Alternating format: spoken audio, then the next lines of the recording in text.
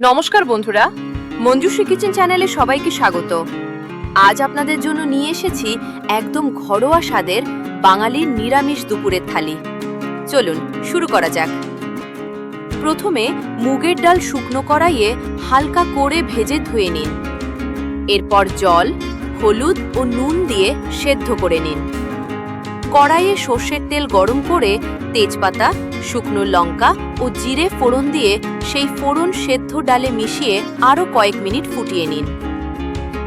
এবার আলু পোস্ত তৈরি করুন। পোস্ত ও কাঁচা লঙ্কা বেটে নিয়ে সর্ষের তেলে কালো জিরা ফোড়ন দিন। আলু, হলুদ ও নুন দিয়ে ভেজে নিয়ে পোস্ত বাটা মিশিয়ে সামান্য জল দিয়ে ঢেকে রান্না করুন। আলু সেদ্ধ হয়ে এলে আলু পোস্ত তৈরি। এবার মিষ্টি দইয়ের জন্য দুধ জাল দিয়ে কিছুটা ফুটিয়ে নিন।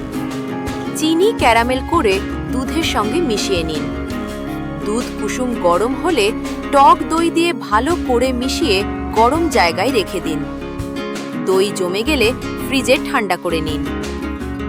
এবার গরম ভাত, মুগের ডাল, আলু পোস্ত, পটল ভাজা, পাঁপড় ভাজা, লেবু, কাঁচা লঙ্কা এবং শেষে এক বাটি মিষ্টি দই দিয়ে সুন্দর করে নিরামিষ থালিটি সাজিয়ে পরিবেশন করুন।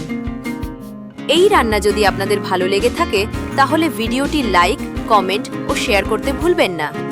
আর এমনই সুস্বাদু বাঙালি রান্নার ভিডিও দেখতে মঞ্জুশ্রী কিচেন চ্যানেলকে সাবস্ক্রাইব করে পাশে থাকুন। আবার দেখা হবে নতুন আরেকটি রেসিপি নিয়ে। সবাই ভালো থাকবেন। ধন্যবাদ।